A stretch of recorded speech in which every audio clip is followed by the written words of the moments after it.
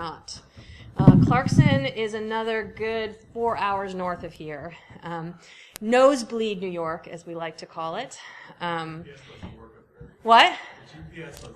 No, the GPS works. I like to say I can see Canada from my house, like Sarah Palin in Russia. Basically between Montreal and Ottawa, right across from Cornwall, Ontario. Okay, so I'm going to talk about big data's big problems. And are you guys here because you are well aware big data has big problems? How many people are here because you're already pretty aware of that? Okay. How many people are here because you didn't know they had big problems and you'd like to kind of know what they are? Okay, a few of those. A lot of people not committing one way or another. You probably heard the term big data lots of places, right? And that's a buzzword everywhere these days. The basic idea, when I think about big data, I normally define it as either large in the context of a huge database, so big that it would be difficult to move. Once you put it someplace, you're never going to move it. You're not going to transform it. Many times big data is also like real data sets that are messy and, have all sorts of problems in them. But I also think of big data in terms of kind of pervasive or very invasive surveillance. Lots of sensors everywhere. So it's a buzzword, and data can be big in a number of dimensions, but that gives you a sense of some. And as with many technologies, I really don't think that it is good or bad. It's just powerful or not. And in point of fact, big data is powerful for a lot of things. And although most of my talk I'm going to focus on the things I think are worth being pretty scared about. I want to start out by saying that I don't think it's fundamentally that way. Big data can help you optimize many parts of your life, understand interesting things about the world. It can help us connect with each other. I don't know if you heard there's some screenshots here of a website called The Human Face of Big Data, where they're using big data to combat counterfeit drugs or search for a cure for malaria or combat crime in cities or help people exercise better. All those sound good, right? Why wouldn't we want those things? Here's another thing that was in the news not too long ago. Have you heard about people trying to get environmental data sets out of the U.S. before they can be deleted? So that's just an example. People must think they're powerful for something, or they wouldn't be worried about getting them somewhere safely, or worried that somebody might be interested in getting rid of them. Just examples of the power of big data. Up here on the right, I have a screenshot out of a book I like about big data, and this basically has a newborn baby and people basically examining that baby from all sorts of angles from the very beginning. I don't know if any of you have children and that you that this may resemble you in some ways. You have captured tons and tons of data about that child already, maybe posted lots and lots of it. Here is a quote that I like a lot. It says, "Each of us now leaves a trail of digital exhaust." So here you are driving your little car through life. Like, you ever played the game of life? They get you a little car and you get like a little peg that's either blue or pink, and there you are motoring through life. And imagine you're emitting this like little stream of zeros and ones, this digital exhaust coming out your tailpipe. An infinite stream of phone records, texts, browser histories, GPS data, and other information, dun, dun, dun, that will live on forever. I think it's entirely likely that there will be tons of data about me that lives on longer than I live on this earth. How many people think that's probably true? I think that's probably true. And I want to just think a little bit about the contents of our digital exhaust. I'm sure you're aware of all of these things, but let's just say them out loud and put them all together on a slide, and you can brainstorm with me if I have things that are missing, okay? So all your emails, if I were able to look through all of your emails, do you think I would get a pretty good picture of who you are? Interesting things about you? Right. Some people use email more than others. What about your text messages? What if I had the collection of all your text messages? Would that be pretty revealing about who you are, how you live your life? Not bad, right? Of course, there's social media, where we're very actively exporting to the world our choice of what to share. Maybe we think we're just sharing it with friends and family in some cases. Maybe in some cases we are actively exporting something that anyone can follow. Of course, it varies. What about your web browsing history? Or what about your Google search history? I think there's something incredibly revealing, maybe more revealing than just about anything else, is what you search for. You think about, we're gonna sing an example later. If I gave you the collection of all of your internet searches, do you think you could recognize them as yours? I bet you could. You'd be like, oh yeah, I remember that time I thought I was sick with that and I was Googling that, or that was that time I was in Albany and I was looking for restaurants around the convention center. Do you think you could probably recognize it? Okay, so you could pick your own out. How would you feel if I said your browser history is going to be revealed? But I tell you what, I won't put your name on it. I'll just put the whole thing out there. Okay, certainly if I was going to put it out there with your name on it, I don't know that anyone would be okay with that. I don't know a single person who says, oh yeah, that's fine. Because we all search for scary personal things, right? Anyone want to vote for, I have no problem with revealing my internet search history? It makes you laugh, a nervous laugh. Please don't do that. Okay, and what if I said, I'll just strip out your name. It'll just be, anonymous searches. Would that be okay with you? It would be okay with you. Do you think that you could recognize your own? Do you think I might be able to figure out whose it was if I tried hard enough? What? Depends on how often we're looking up ourselves, probably. Right, so there might be, do you search for yourself? You probably could. You search for things that are near you. You search for things that, represent your location. You search for things. I have seen many an example of just latitude, longitude pairs of location. Completely anonymous, just location. And from that, you can tell who it is. Why? Because you go to work and you go where you live. And, if you take the intersection of where you work and where you live, is it just you? Many times, yes. Maybe if you work at a big place and you live in a big apartment building, maybe there's something new. But then, if you add on, you went to this psychiatrist, or there's this restaurant you like, or there's this church you go to. You think I couldn't just from lat longe pairs figure out who you were? I bet you I could. And so if I could do it from just that, you think I couldn't from all of your search history? That's richer, right, than just latitude, longitude pairs. But okay. So, web browsing history, like all the places you go, your website use, cross-site correlations, you were at one site, you went to another, or companies like DoubleClick or whatever that very actively are tracking you as you go place to place. Has any of the things that I just listed, are they stored only under your control? They're private only to you, stored only under your control? No, not a one. Okay, cell phone location, that's kind of the lat longe pairs, not completely, right? It's regions around a cell phone tower, so not as precise. Okay, let's add on our purchase history, all the things we've ever purchased. Have you ever just gone, you got anybody a big Amazon buyer? Go and look at your Amazon, order history. Did you notice that when you go to look at your orders, they'll make you put your password in again? I kind of appreciate that. That's a nice touch, right? They're keeping that really secret from everybody else. You ever seen the transcript of a telnet session? When you telnet, you put in your username and they echo that back to you. But then when you put in your password, they don't echo it back to you. It's just sent to the server. They're like, we're being super careful with your password. We promise. Look, we're not even showing it to you. But of course it was just announced over the network. I think it's a little bit like that. Because you purchase something on Amazon and suddenly it's being advertised to you on Facebook. It is. Right? So are they being super careful with your purchase history? They're not even showing it to you without a password, but they're showing it to lots of people without passwords. This. This is not some surprising thing. Have you ever looked at your credit card statement and just asked what that says about you?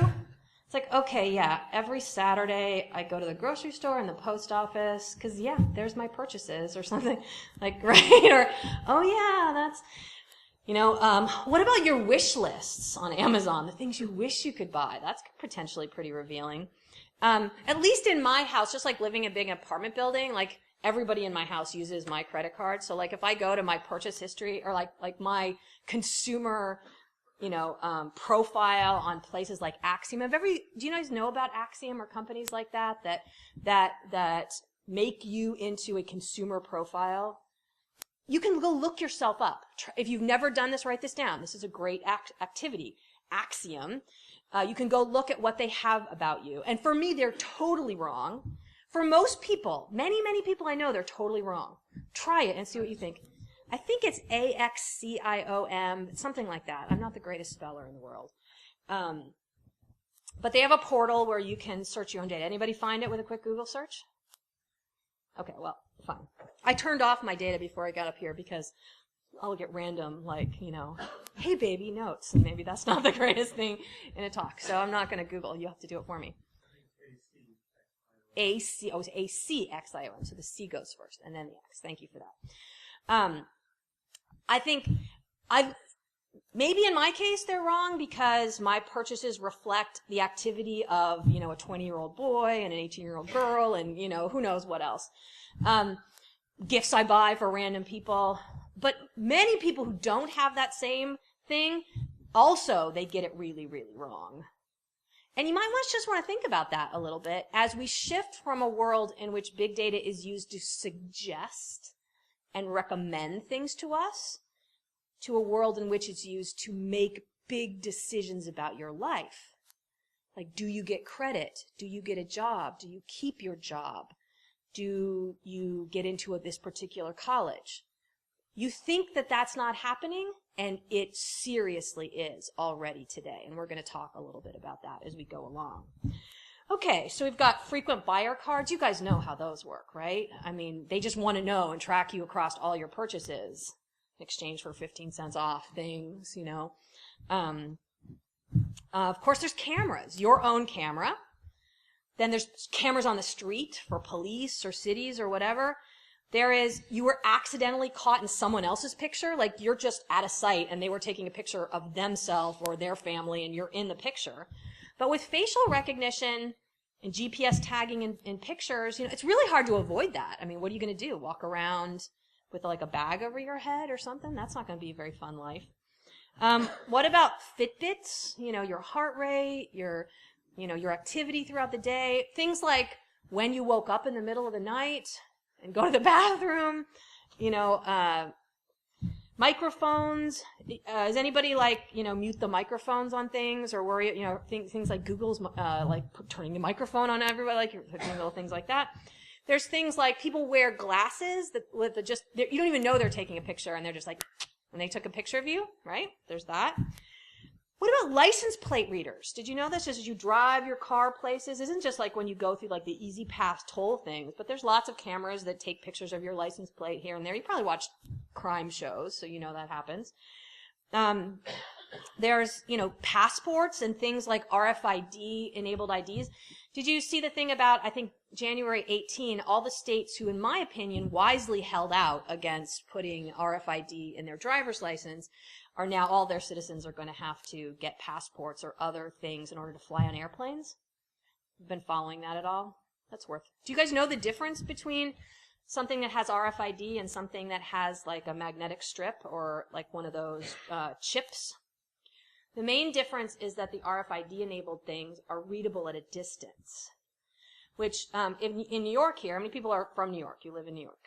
Okay, so did anybody get like an enhanced driver's license or anything like that? Well, if you get one, they will give you an RFID sleeve to put it in. So that's a nod to telling you that you might want to be aware that this has this property. But the difference is that you can just be walking down the street and someone can read it, rather than you gave them a credit card or you gave them this thing and they inserted it someplace or swiped it and so you know it was being read. And it's not like as you walk by, they read it and it says Jeanna Matthews, social security number, this, favorite color, that. It's encoded, right? But that code is the same today as it is yesterday. So if they can, just like the frequent buyer cards, they can see, oh, this ID walked by on this day and on that day and this. And then if you go in and buy something, they can then associate it with you, your credit card, and tie those things together. So, important thing to understand. What about satellite imagery? You use Google Earth and looked up your driveway and there you are sunbathing in your driveway or someone you're bending over in the garden and you're like, oh please, or who knows, right? Whatever. I'm sure you've seen those things where they say funny pictures caught on. And what about e-readers? I love this one with my students. I say I gave you this reading assignment, and you come in and I say there's a quiz, and you do badly on the quiz. You come in and tell me, can I have a chance to do that again? I'm just a bad test taker, but I swear I read it. Okay? What if it was an e-reader thing, and I got a report that said exactly how long you dwelled on every page? Do you think it's fair? Is that fair? Well, it's especially unfair if you didn't know. I mean, you might say you shouldn't have been lying to me in the first place, but this whole thing about what is the societal contract of do you know when you're being surveilled and in what ways? Maybe not.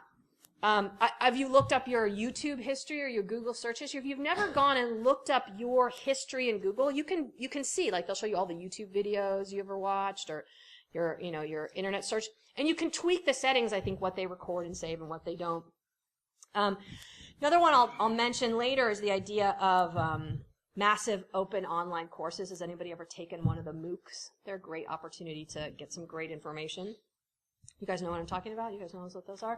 So you can kind of think about that as an internet-enabled learning platform, right? And we'll talk more about that one. Okay, so anyone want to add to this slide of digital exhaust, or is this enough?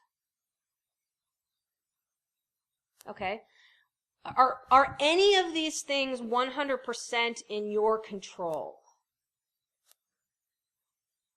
And really, they're designed that way. Think about the Fitbits, for example. Have you ever seen one, that type of device, not just Fitbits, but that type of device? Have you ever seen one of them? It comes with an application that lets you connect the device, download the information, view it yourself, understand your life, and then remove it if you like. Would that be hard? How many software engineers do we have in the crowd? Would it be hard to write an application that reads the information off of a device like that and shows it to you in a great way, lets you understand yourself? Why do they not do that?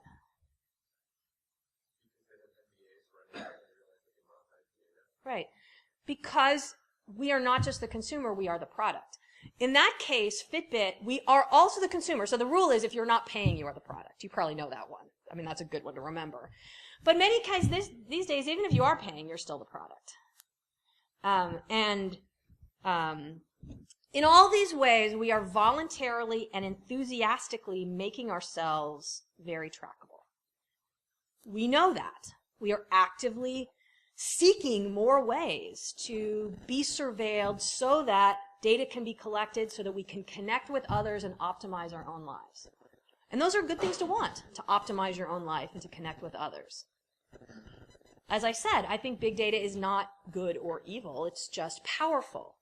The question is, are the resources being devoted to use it in a way that will benefit you as an individual?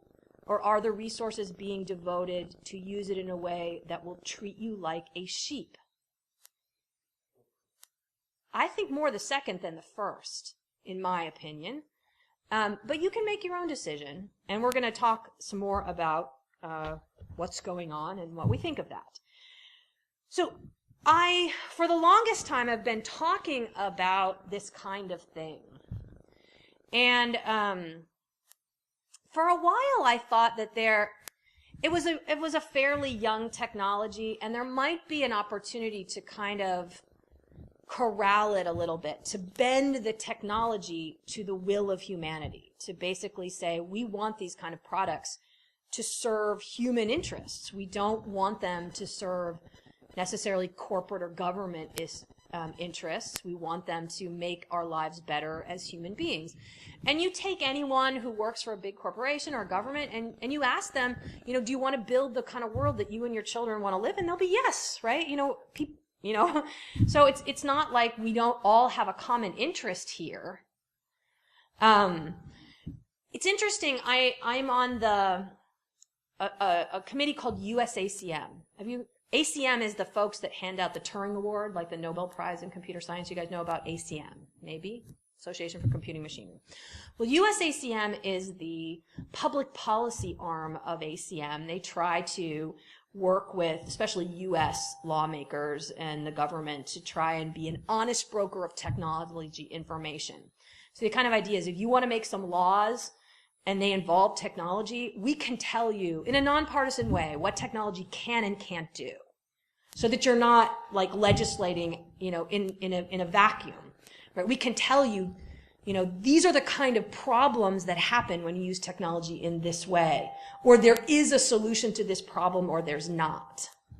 And one thing I have learned over about a decade of being involved with USACM is that the way governments put down laws for companies are very different than the way they put them down for individuals. Like for individuals, the government passes a law and you feel like you have to do it, right? But for companies, it's more a matter of negotiation. The government says, we want this. And companies say, oh no, we couldn't possibly. That will ruin our business model. We can't do this, we can't do that. And then the government gets technology experts or other experts like us to come in and say, yes, you can. And then the companies say, no, we don't want to. And then what they do is they cuddle up to one company in this cluster and they get them to do what they want.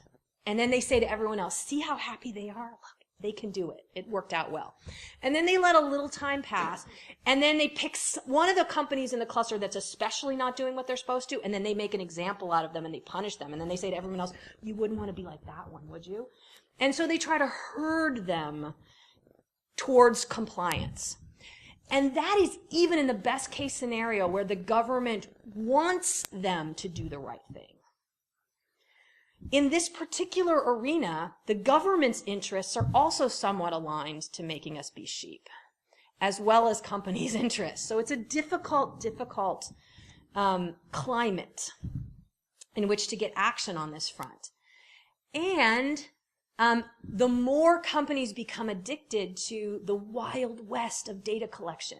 We can collect whatever we want. We can keep it forever we want. We don't have to track where we got it, or we don't have to be right about it. We don't have to give anyone access. We don't have to admit we have this or that. No rules, Wild West. The harder it will be to herd them into compliance. The more they will say, our business model is absolutely dependent upon this. You cannot change it. So I think in many sense, I think the ship has sailed on some of this. I think it's going to be almost impossible, especially in the current government climate, to herd things back in any good way. But where we really have it right now today is primarily in the realm of advertising, suggesting, recommending. Where I think we may still have some hope is in big decisions about people's lives. Things like, if a big data analytic software produced a number that said you ought to go to jail, do you or do you not have the right to understand how that number was produced? This is not a hypothetical case. What case is this? Does anybody know? It's Loomis versus Wisconsin. Look it up. Maybe the Supreme Court will pick it up for review this month. We'll see. A defendant, Loomis, was sent to jail with consideration from a piece of software that gave him a number that said you're likely to be dangerous, you're likely to recommit crimes. And his defense lawyers said, we would like to be able to understand this black box, proprietary, not even open source software. We'd like to understand why it came up with this number. Doesn't that sound like due process? Do you guys live in the United States? Doesn't that sound like that should be okay? And Wisconsin said, no, you do not have that right. So is that going to stand or not? Will the Supreme Court of the United States do something about that? Will they pick up that case? So I would encourage you to go, so you can write, so Axiom, you guys are going to all look yourselves up in Axiom. Do you guys write that down? Loomis versus Wisconsin. I'm going to give you homework. Okay. What about hiring? Is that somewhat a regulated environment? Are there things you're allowed to consider or not consider when hiring someone? Yes. Are we going to have a world in which that's true when the hiring decision is incredibly influenced by some sorting algorithm that puts some resumes up or down, or some machine learning algorithm that tells you who they think you should hire? Are we still going to have those rights or not? I wouldn't say it's a given. And if you care about this, I suggest you get angry now rather than wait till it's, no hope anymore, as it mostly is for advertising suggestions and recommendations. So in many ways, I think we have a perfect storm. We have cheap disk space, tons of space to store things. Oh, let's just suck up everything we possibly can. We'll keep it forever. No problem. Fast and readily available network access to get things from the point of collection to the point of storage. We have all these new types of tracking devices that we all love and go pay money for because they're so cool. Of course, number one being your cell phone. What percentage of your life is your cell phone more than 2 or 3 feet away from you? Mine too. And, did you follow all the stuff out of the FCC, right? Of can your internet service provider, what can they sell about you? What can they record about you? Can they track about you? And part of what they said is having internet service is optional. You don't have to sign up for it if you don't want to. Is that true? Can you live effectively in the modern world without internet access? You can decide that, right? These decisions are very much in play. And if you have a strong opinion, if you look at that and you think, of course it's mandatory that I have that. Or if you say to yourself, of course you should have a right to look inside that black box software to understand why it gave you a number and sent you to jail. If you think that's true, that is not the way the United States of America is going these days. So if you care and if you live here, you might want to do something. You might want to get outraged now rather than wait. Of course, we also have the willingness of people to carry and use devices, the strong human desire to connect and share and optimize our lives and so many things, and somewhat of a disinterest in privacy. I think there is a general kind of feeling that I don't have anything to hide, so track me. I don't care. Look at everything. I don't think I have anything to hide. Now, when you say that, I think it's pretty important to consider that there have been very bad laws over time that you might not have felt you should obey. And if you think that could happen at any point in the future, you might want to get outraged now rather than wait. The history of government, the kind of information that governments just get now, they used to torture people for. Who are your friends? If I told you that every time you made a friend, you had to go report it at the police station, would you be outraged? But how many times do we just hook up on Facebook, every new friend, right? If I told you you had to carry a tracking device with you at all times, would you feel like that was reserved for criminals? Like a tracking band around your ankle? You might. But we do it. And so in many ways right now we have uses of these technologies that are gentler. Suggestions, recommendations. But as I'm going to show you, it is quickly heading into more worrisome territory. And if you think that you don't have anything to hide, I would really encourage you to question that. Do you even have any idea all the laws that are on the books? I bet you that someone who really looked at your life could find something you've done that's illegal. Have you ever heard the thing innocent until investigated? How many people think that if I looked closely enough at your life, I could find something that you've done illegal? Okay. And one thing I think is that if it really were symmetrical, like if I get to know everything about you, you get to know everything about me, we get to know everything about the government, we get to know everything about corporations, just transparency to the ultimate. That isn't my first choice of a world, because I do think you have a right to keep things private from people that you don't think they have any right to judge you based on. So I'm not saying that's my first choice. But I think I could live in a world like that. Because I'll stack up my crazy against your crazy. If I get to see all yours, you get to see all mine, maybe we just get all over ourselves. And the really horrible stuff would stick out. Maybe. But that's not the way the world is going to be. The world is going to be all self-righteous. And it's going to be very unsymmetrical. There's going to be entities that know everything about you that want you to know nothing about them. And you know that's true. All you have to do is look at how the government reacts to, let's look at how the NSA is funded, right? Or let's answer questions about, how the president does this or that, right? So, or let's look at the way corporations are making decisions. Let's just open the kimono on this, right? No, that is not how it's going to be. Okay, so we talked about wearable devices quite a bit. I have 2 slides here on promise versus problem. What happens with wearable devices? What kind of information do you get? You get activity patterns, sleep patterns, heart rate, location. We talked about having to put it up in the cloud to even view it. And there's some really exciting things about that. Sorry. Text messages coming in. There's some really exciting things about that. Like, I think we have more data on sleep patterns than ever before in history. Like, have you ever heard the thing about starving college students paid to, sleep in a lab under a microscope? Well, I don't know why they didn't bother anymore, because, you got all this Fitbit data. You want to know whether a full moon keeps people up? Well, I bet they know, right? No problem.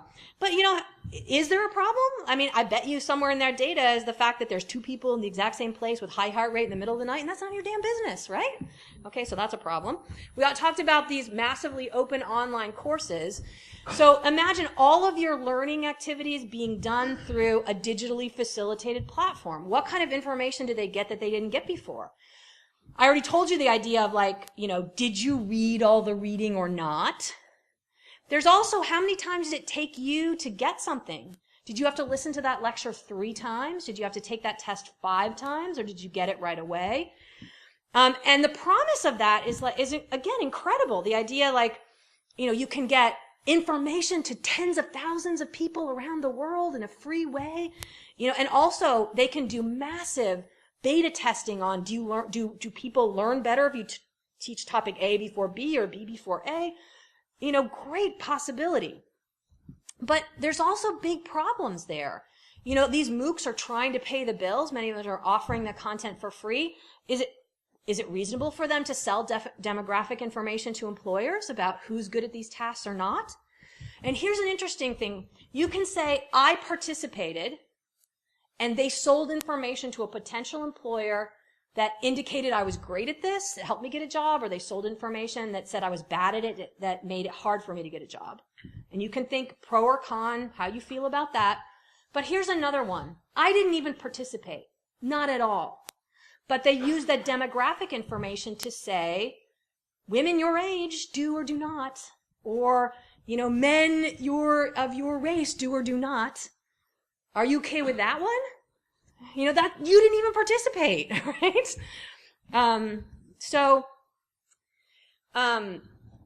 And all of this data, you can think about the ways it's collected.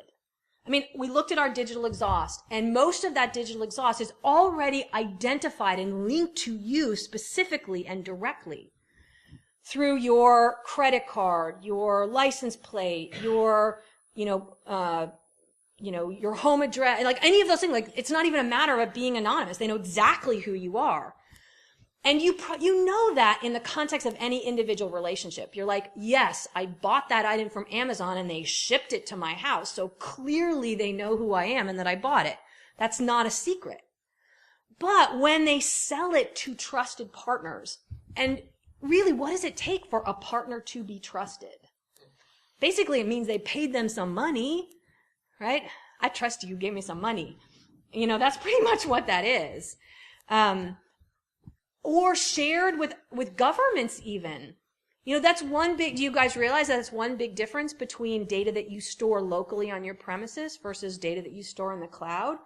Cloud stored data, governments can go get it, and the holder of that information is not even allowed to tell you that the information was requested.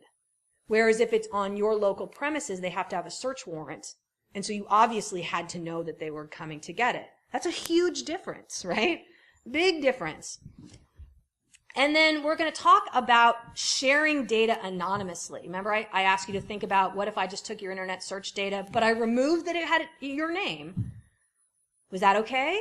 We're going to talk about that some more. Of course, in a conference like this, we can think about what if it's stolen by hackers, right? any entity that you trust, maybe you even trust them not to share it with other businesses or governments, although I don't know how you possibly could, but say you did. Are they keeping it securely or not, right? It's a valuable resource. It draws interested parties, right? And of course there's insider misuse. What is, the idea that, someone working at that company might be searching for information or, whistleblowing it out to the world, or you don't know, right? So again, big data is not necessarily good or evil. It's powerful. And once you've allowed it all to be collected and correlated, you've lost the control over where it goes. So it's not, you can't think about it as just in the context of the relationship in which you revealed it. So there's data, as I said, that you're revealing to support a specific goal. Another category is data you do not know you are revealing or you don't believe is being recorded. Remember I told you the idea of like you're using an e-reader and you had no idea I was going to get a report about you? I saw an article about, there was a newspaper reporter who worked for a paper and they gave her a cell phone and they told her to use it all week or something like that. And at the end of the week she turned it in. And she had taken pictures of her children. And maybe she even knew, like, it's not a good idea to take a picture of your child next to your address on your house or next to the name of their school and post it on media because you're basically, giving a map to your children. But, like, the GPS tagging feature was on all the pictures. So in the course of the week, that mother had mapped out, the children's bedroom, their homeroom at school, the location of the babysitter, the route they took to school. and that was an example I didn't even realize, right? So there's things you are revealing. There's things you don't even realize you're revealing. There's stuff where you don't think that you're revealing anything, and maybe they don't link it directly to you, but they recognize you when they see you again. And I gave you the example of RFID. But there's other things like that, like, you're just browsing the web. When you're browsing the web, you might feel anonymous. You're like, I'm at home, I'm just browsing the web. Of course, there's your ISP could be tracking you and they know who you are. But let's even say, that you are, at an, internet cafe or in a library or something like that. But still, that device can be fingerprinted, right? The idea that, even like my laptop, no matter where it goes, has a fairly unique combination of the exact browser version, all of the plugins that are installed, my language preferences, blah, blah, blah. If you ever gone to the EFF digital kind of fingerprinting thing, what is it called, Panopticlick or something like that, they'll tell you how unique in their data set your exact combination of weirdness is. And just like RFID, when they see that, they may not be able to say, Jeanna Matthews. But they might if I associate myself with it at any time. And even if not, they can see me as I go, again and again. Similarly, things like, I don't know if you follow the degree to which people can be recognized by little snippets of text. Like you do an anonymous blog post. Can they tell who you are? You might be shocked to see with high degree of accuracy from little bits of text. A lot of it is like little linguistic tics we use, like how often we say okay, or how often we use exclamation points, or ... or like it's not so much the big words that are the tells, it's often the small things. Or they can tell, like, is English your first language? They can tell, like, are you from the South? Or from the ability to zero in on somebody is kind of crazy. Like, do you see how quickly they recognize what was her name? Liberty Chance or something, whatever, the NSA contractor. I'm probably getting her name wrong. I think it was from, every printer has a kind of unique, pattern. And so they could see when it was printed and, okay. So anytime you feel anonymous, you really ought to question that. There are ways to do anonymity, but you are not going to be good at it without a lot of practice, because there's so many ways you leak things. So many ways. Same with writing code. You think you can contribute code anonymously? Again, how many little tells are there in the way, like anything? One thing I like to say when I do this talk is people often feel anonymous when they check out someone's public profile on Facebook. Not like you're a friend of theirs or whatever, but you just went and checked out their public profile. Not so much even then. And if you want me to tell you more about that, I will. Often people go, oh, I don't know. I didn't know that. It's not ironclad, but, and then, so there's data you know you're revealing, data you don't know you're revealing, that are both directly linked to you as a person. So these are identifiable data. There's data that's not directly identifiable, but it might not be very many hops away from being identifiable.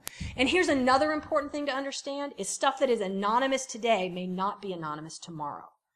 Because the more and more ability to analyze and understand and correlate and cross-correlate goes up all the time, the more other data sets are out there. And then, as I said, there's the idea of predictions. A little like I said about the demographic data in MOOCs. I didn't even participate. You can't possibly be recognizing me individually or even recognize me when you see me again, but you guess I will or won't be good at it just on my demographics. Or what about if you like the page for a disease on Facebook? Like you like the Diabetes Association page. Does that mean you have diabetes? Maybe it does, maybe it doesn't. But what if I decide, okay, close enough. I'm not hiring you because I think you're going to have big bills down the road. It's just a guess. Is that freedom of speech? And companies that make guesses like this, that's what they'll say. We're not violating HIPAA or your privacy. It's not even about you. And I have every right of freedom of speech to guess whatever I want. This is actually pretty quiet, but because I put it against this plastic, it vibrates. And I don't have a pocket. I'm going to try it again. We'll see.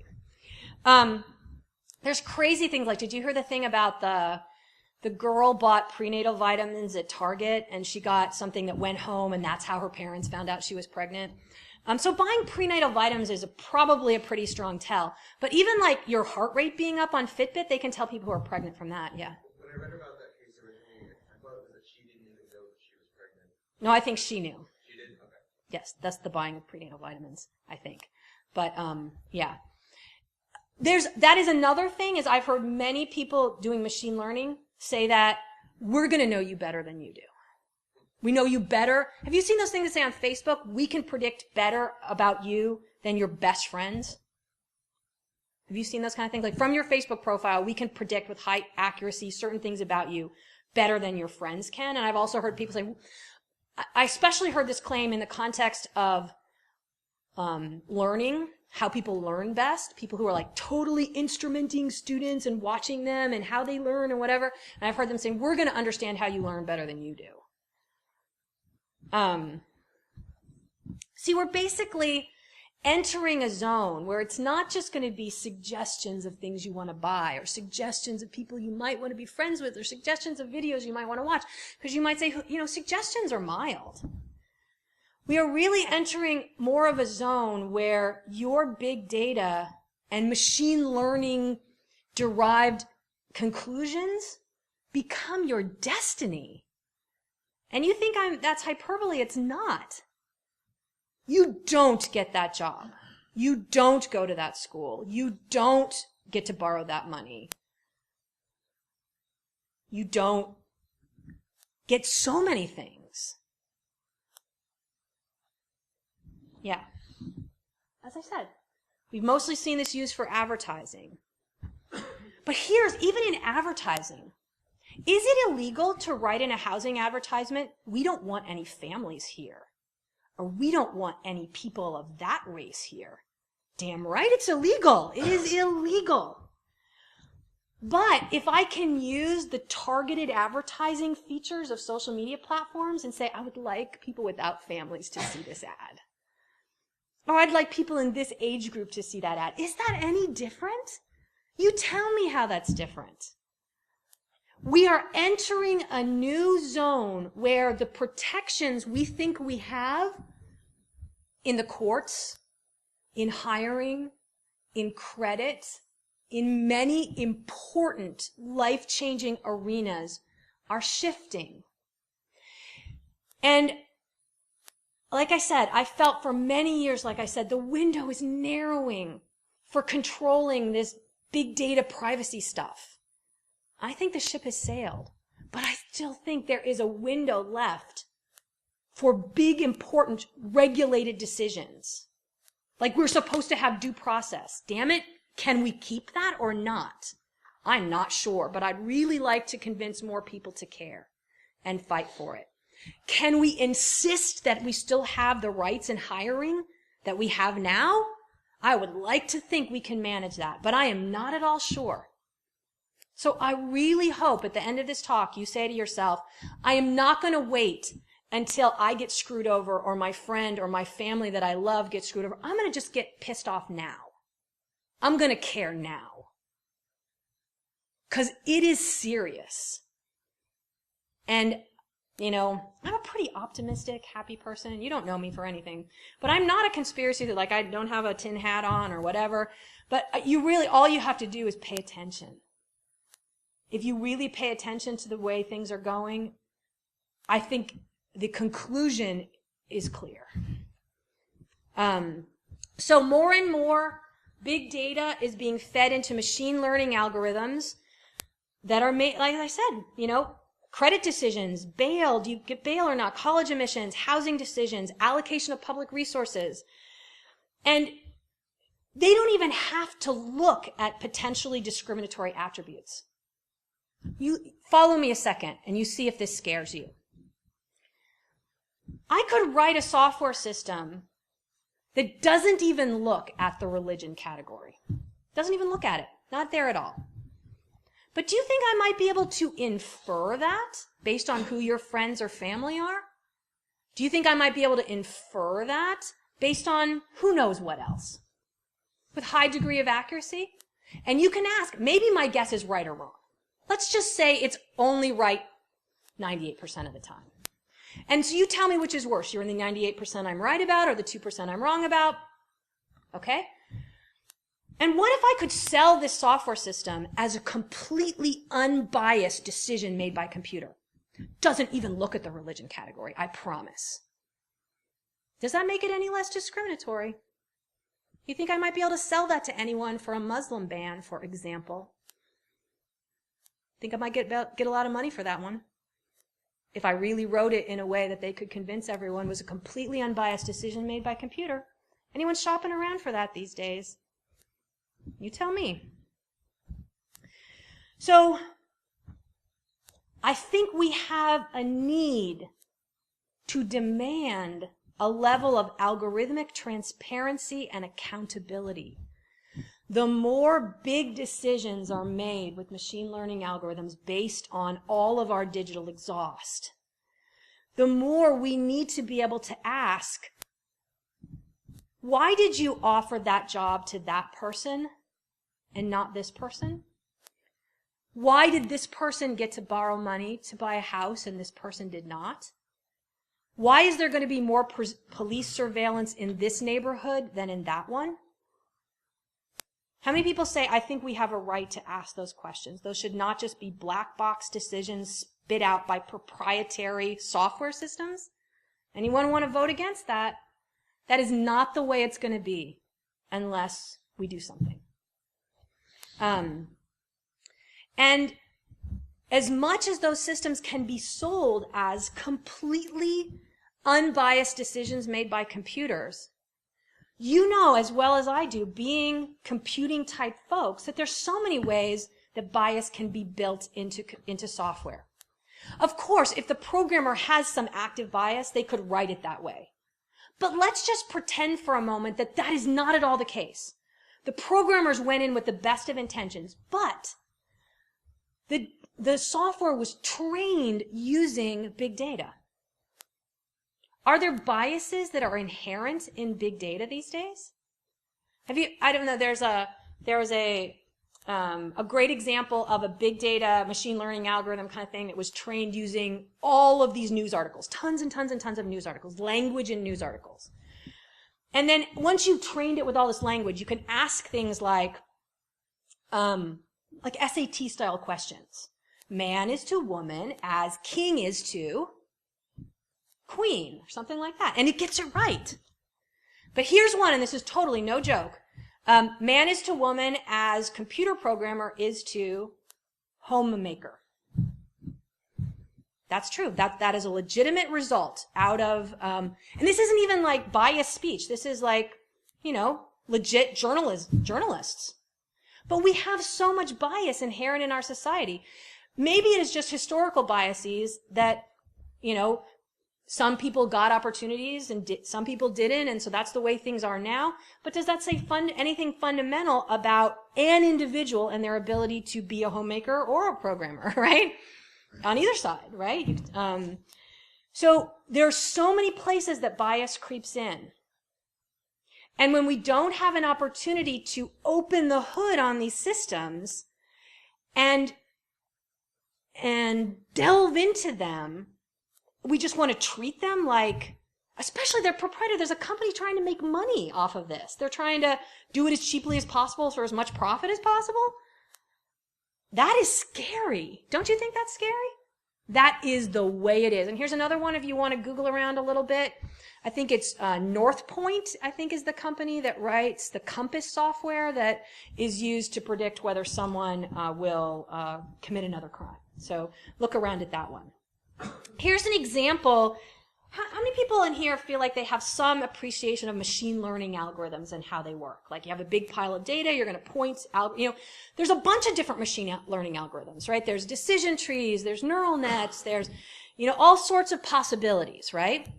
And they vary a lot in many aspects, how efficient they are. Another way they vary is how well they can export a human readable explanation of how they came to the conclusion they came to. Here is, a bunch of digits, handwritten digits. And you can point machine learning algorithms at those digits and you can say, learn to recognize the digits when people write them. Okay, that doesn't sound like too scary of a task, right? Do you think the computer can get good at that? Yeah, it can. And you might, as a person, expect to say something like, ones are all about the vertical, and fives have a horizontal component, and so do fours, and eights are all curvy.